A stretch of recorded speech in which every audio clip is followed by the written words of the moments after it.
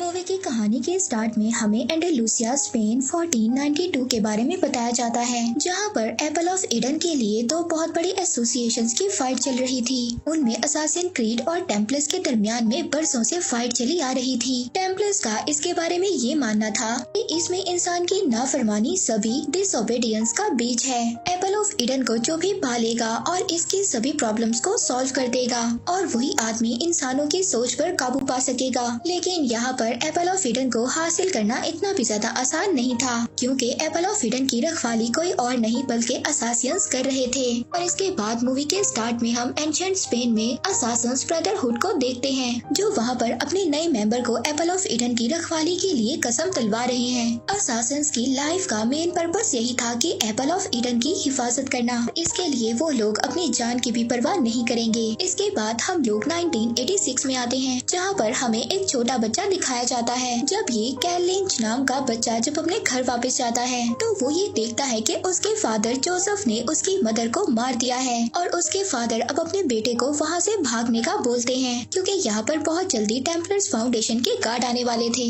यहीं पर हम कैल के फादर के हाथ में असासिन्स के सिग्नेचर ब्लेड को देखते हैं और यहाँ पर ये हमें पता चलता है कि कैल की फैमिली भी असासिन ब्रदरहुड से बिलोंग करती है। अब इसके बाद यहाँ पर कहानी को 2016 में फॉरवर्ड कर दिया जाता है, जहाँ पर हमें दिखाया जाता है कि काल को मर्डर के जुर्म में अरेस्ट कर लिया गया था और यहाँ पर इसको मौत की सजा सुनाई जाती है और उसको मौत यहाँ पर जहर को इंजेक्ट कर दी जाएगी। लेकिन यहाँ पर कैल को सिर्फ बेहोश किया जाता है और जब वो होश में आता है तो वो खुद को एक रिसर्च लैब में पाता है, जहाँ पर डॉक्टर सोफिया राइकिन उससे मिलती है। यहाँ पर डॉक्टर सोफिया टेम्पलर फाउंडेशन की हेड है। अब जब यहाँ से कैल भागने की कोशिश करता है तो वो ये देखता है कि ये तो बहुत बड़ी फैसिलिटी है। डॉक्टर सोफिया कैल को बताती है कि वो दुनिया की नजरों के सामने अब मर चुका है। लोगों की भलाई के लिए और वायलेंस को मिटाने के लिए वो लोग एप्पल ऑफ ईडन को ढूंढ रहे हैं और यहाँ पर उनको कैल की हेल्प चाहिए एप्पल ऑफ ईडन को ढूंढने के लिए, क्योंकि यहाँ पर कैल ही था जो असासियन से बिलोंग करता था। और वो बताती है कि एप्पल ऑफ ईडन को लास्ट बार एक्यूलर नाम के असासिन के पास देखा गया था। इसके बाद डॉक्टर सोफिया कैल को यहाँ पर एक मशीन से कनेक्ट करती है और इस मशीन की मदद से वो अपने पूर्वजों की यादों को एक्सेस कर सकेगा। अब यहाँ पर ये लोग उस मशीन की मदद से कैल के डीएनए में से 1492 के एक्यूलर के असासिन को फाइंड करते हैं। डॉक्टर सोफिया यहाँ पर उसको बताती है एक्यूलर असासिन के डीएनए में लिखा हुआ है। कैल कुछ टाइम के लिए उन सब चीजों को देख सकेगा, महसूस कर सकेगा, जो भी चीजें एक्यूलर ने अपने टाइम में सुनी थी या महसूस किया था, मगर वो किसी भी चीज को चेंज नहीं कर पाएगा, क्योंकि यहाँ पर वो लोग पास्ट को चेंज नहीं कर सकते थे। और यहाँ पर अब हम देखते हैं कि असलियत में कैल ही एक्यूलर का वंश था। अब कैल यहाँ पर एक्यूलर की मेमोरी में जाता है, जहाँ पर हम देखते हैं कि एक बहुत बड़ी जंग छिड़ी हुई है और हर तरफ क्योस ही क्योस है। टेम्पलर्स की पूरी फौज ने सुल्तान मोहम्मद, जो उस टाइम के किंग थे, उन्होंने उनके महल पर हमला कर दिया है और सुल्तान के बेटे को भी ढूंढ लिया है और वो अब उसको कैद कर वहाँ से ले जा रहे होते हैं। पर तभी वहाँ पर उस बच्चे को बचाने के लिए असासिन्स की टीम आ जाती है और यहाँ पर असासिन्स की फाइट टेम्पलर्स से होती है। असासिन्स टेम्पलर्स पर हावी हो जाते हैं, लेकिन फिर भी टेम्पलर्स वहाँ से सुल्तान के बेटे को ले जाते हैं, लेकिन असासिन्स उनकी ये कोशिश कामयाब नहीं होने देते। अब ये लोग आगे बढ़ ही रहे होते हैं, तभी हम प्रेजेंट में देखते हैं, जहाँ पर कैल की हालत बहुत ज्यादा खराब हो जाती है और उस मशीन से जिससे कैल को कनेक्ट किया गया था, एनिमस से वापस बुला लिया जाता है। डॉक्टर सोफिया अपने फादर से बात करती हैं और उनको बताती हैं कि वो लोग एप्पल ऑफ ईडन के बहुत ज्यादा करीब हैं, क्योंकि फाइनली इन लोगों ने एक्यूलर की डीएनए से उसकी मेमोरी को निकाल लिया था।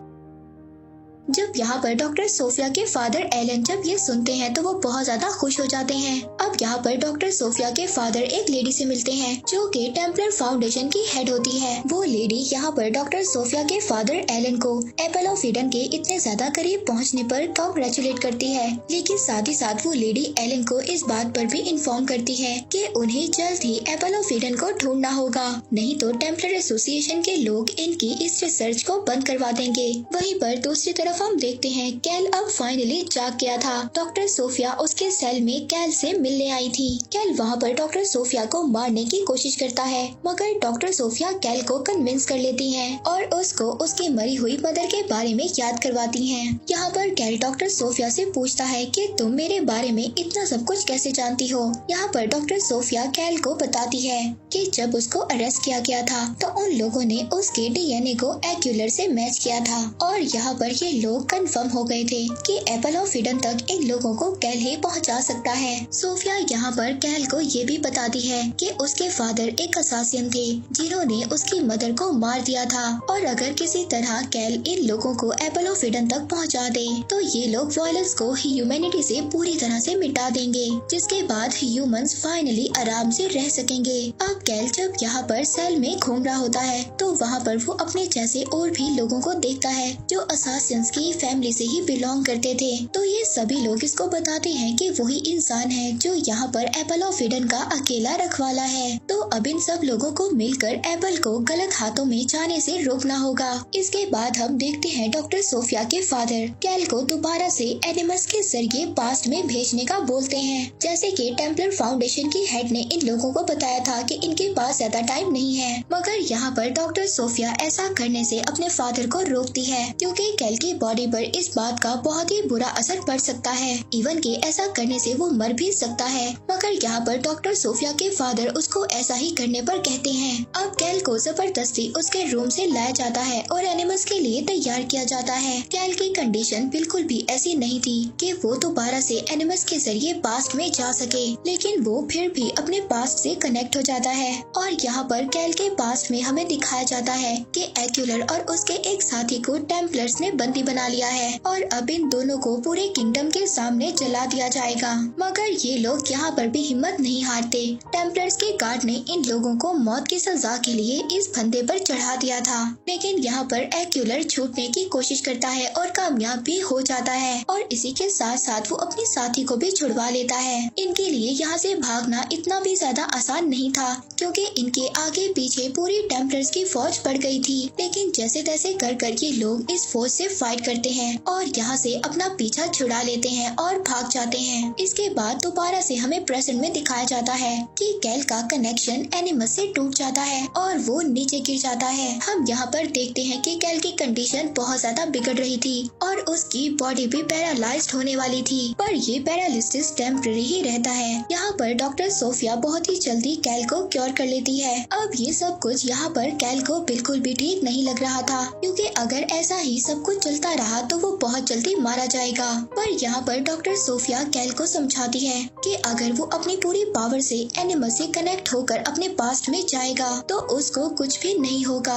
हमें यहाँ पर ये भी बताया जाता है कि डॉक्टर सोफिया के फादर एलन के पास बिल्कुल भी टाइम नहीं था। अब वो कैल को रेडी करने के लिए अपने फादर एलन के पास ले जाती है जो इसी रिसर्च सेंटर में काम किया करते थे। हमें यहाँ पर ये भी बताया जाता है कि कैल अपने फादर से बहुत ज्यादा नफरत करता था क्योंकि उसके फादर ने उसकी मदर को उसकी आंखों के सामने मार दिया था। अब यहाँ पर डॉक्टर सोफिया के फादर कैल को रेडी करने के लिए उसके फादर के पास ले जाते हैं जो कि इसी रिसर्च फैसिलिटी में हमें दिखाया जाता है। कैल अपने फादर से बहुत ज्यादा नफरत करता था।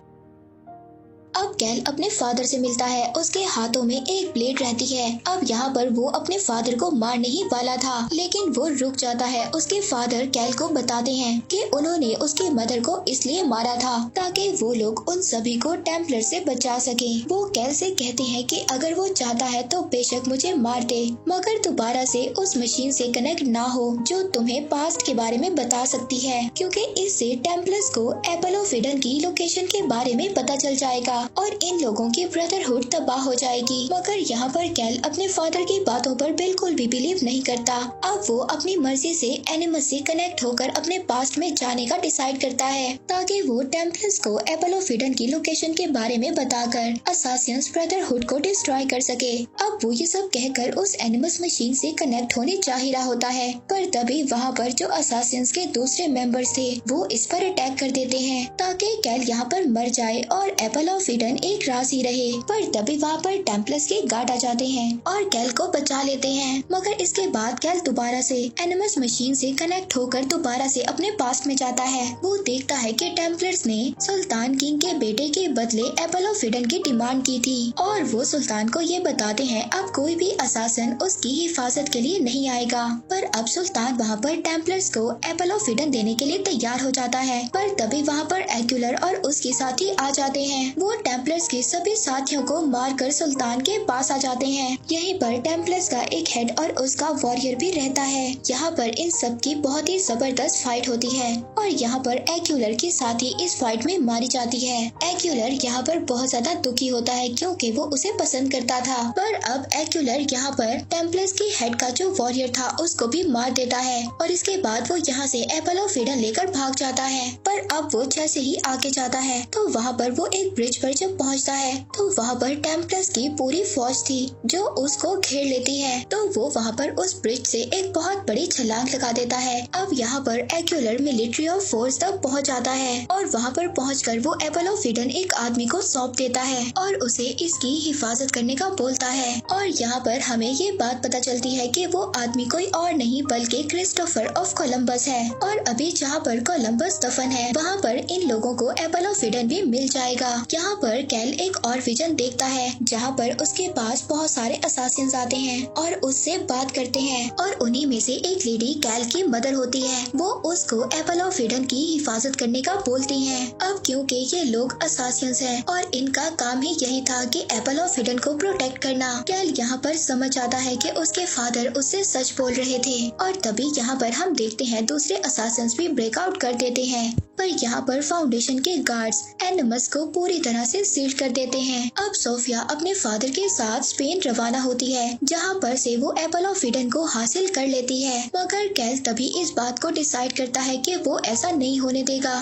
क्योंकि वो भी एक असासिन था। अब वो वहाँ पर अपने सभी साथियों के साथ मिलकर गार्ड से फाइट करता है। पर तभी हमें यहाँ पर एक और बात पता चलती है जो टेम्पलर्स फाउंडेशन की हेड थी कि वो एपल ऑफ ईडन का इस्तेमाल इंसानियत की भलाई के लिए नहीं बल्कि इंसानों के खिलाफ इस्तेमाल करेंगी और इस एपल ऑफ ईडन से ये लोग इंसानियत को अपने काबू में ला सकेंगे। पर ये बात डॉक्टर सोफिया बिल्कुल भी नहीं जानती थी। हम यहाँ पर देखते हैं कि सभी असासिन मिलकर इस फैसिलिटी के सभी गार्ड्स को मार देते हैं। लेकिन इस फाइट में इन लोगों के बहुत सारे असासिन्स भी मारे जाते हैं। अब डॉक्टर सोफिया और वो लेडी हेड हेलीकॉप्टर में बैठकर यहाँ से चले जाते हैं। कैल उनको रोकने में नाकाम हो जाता है। अब टेम्पलर्स फाउंडेशन ने एपल ऑफ ईडन को हासिल कर लिया था। वो वहाँ पर एक प्रोग्राम कर रहे थे तभी उस प्रोग्राम में असासिन की टीम आ जाती है। कैल वहाँ पर आकर डॉक्टर सोफिया को बताता है कि बरसों से असासिन ही ह्यूमैनिटी की हिफाजत कर रहे हैं एपल ऑफ ईडन को प्रोटेक्ट कर। और सोफिया भी अब इस बात को समझ गई थी कि अगर एपल ऑफ ईडन टेम्पलर्स के पास रहा तो ह्यूमैनिटी नहीं बच पाएगी। अब इसीलिए वो कैल की हेल्प करती है। वो उनको अंदर जाने देती है। अब यहाँ पर असासिन की पूरी टीम टेम्पलर्स की टीम को मार देती है और वो सभी असासिन मिलकर एपल ऑफ ईडन को सिक्योर कर लेते हैं और इसी तरह वो एपल ऑफ ईडन दोबारा से असासिन्स के पास आ जाता है। और इसी के साथ ये मूवी यहीं पर एंड हो जाती है।